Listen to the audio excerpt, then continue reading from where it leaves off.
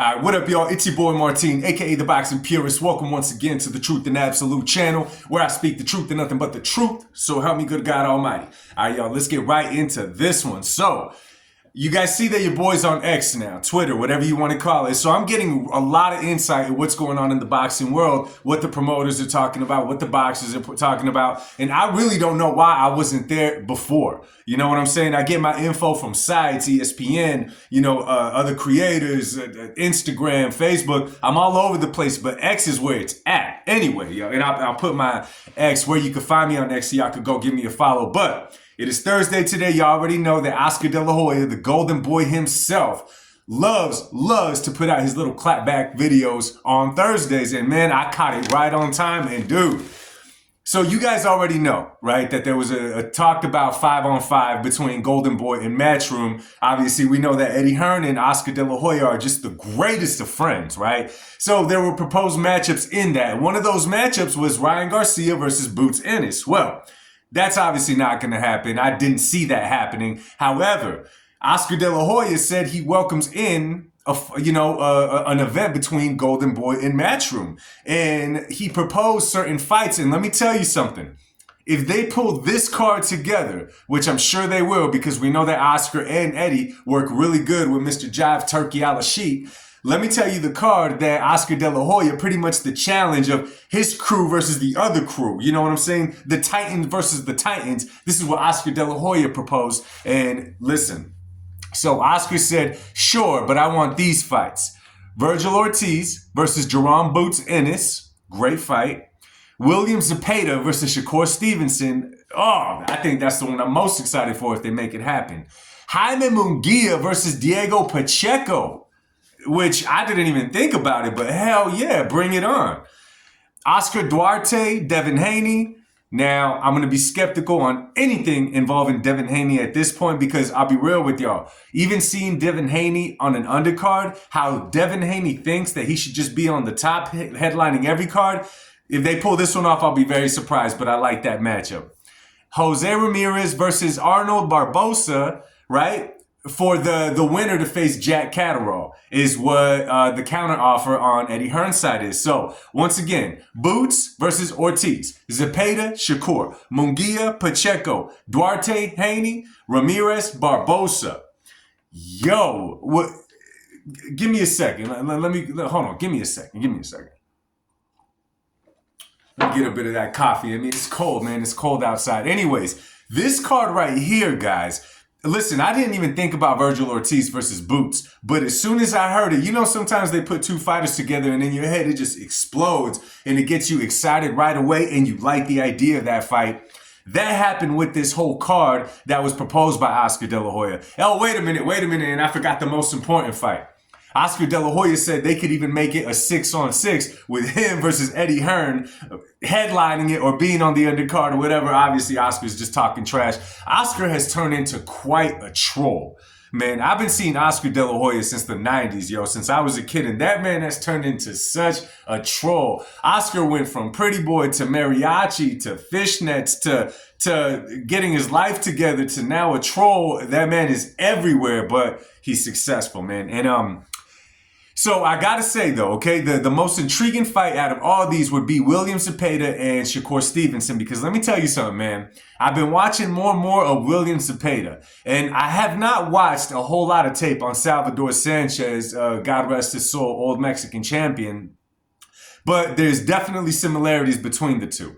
There's definitely similarities. I'm going to keep watching them. I'm going to keep on seeing what's up with it. But man, William Zepeda reminds me of a Salvador Sanchez, what I've seen so far. Now, the question is, where do they put this card together? The question is, does Jive Turkey want to make this happen?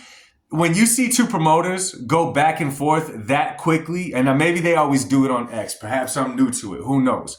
But more than likely what they're doing is they're trying to see the reactions of the fans, of me and you guys. They're starting to see what we're commenting. Are we sharing it? Are we liking it? And the highest number that they see, that is obviously how they're going to go off of. They're going to put this event together or not put this event together. You know what I'm saying? Oh, I just saw Fight Hub TV is just putting out a video on this as well. But this is great right here. This is great. And this is what I'm telling you guys, man.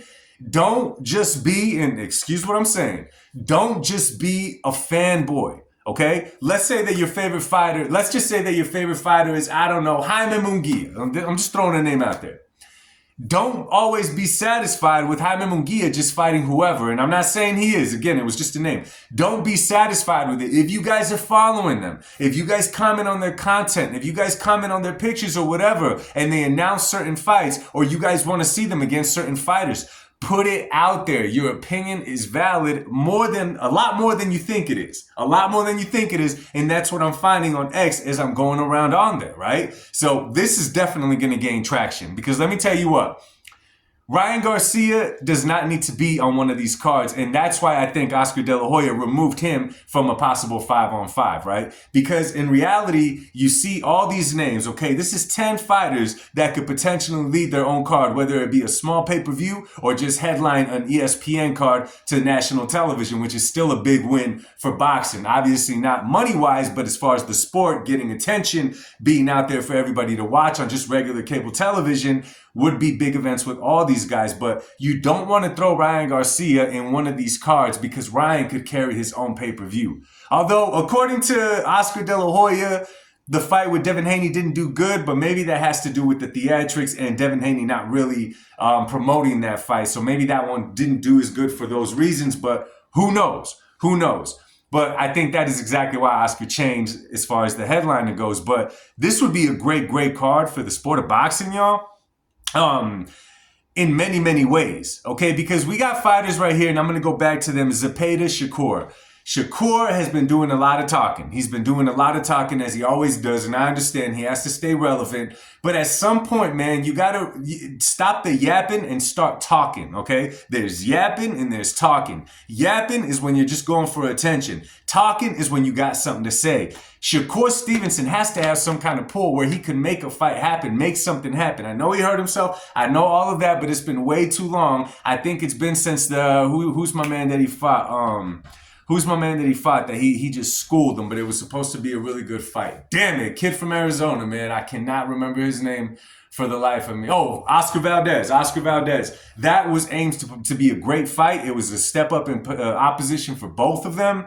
It ended up being a one-sided affair. Nonetheless, they made the fight happen, which is what they need to keep on doing. And William Zepeda is the kind of guy, and you could already see it, that with or without Shakur Stevenson, he's going to keep on pushing his career forward. It's real easy to see it. It's so easy to tell. So that is what Oscar's proposing. Eddy Hearn went on the counter and said, listen, Jaime Munguia left you for Top Rank, but if you can make it happen, cool, let's work. Devin Haney is not officially with me, but we'll definitely try to talk something.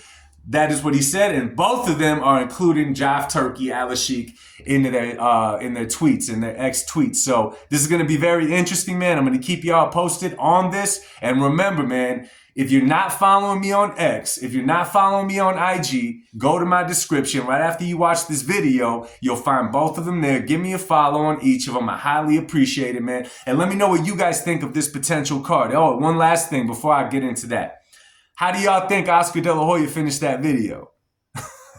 Talking trash to Canelo once again. That's one thing that Oscar De La Hoya and David Benavidez have in common. Like they don't pray before dinner without saying something bad about Canelo Alvarez. But anyway, y'all, let me know what y'all think of this lineup right here. Do you guys like it? Which fight of all these intrigues you the most to pay for this fight? And yeah, let me know what y'all think, man. Much love to you guys. God bless y'all. I'll speak to y'all soon. Peace.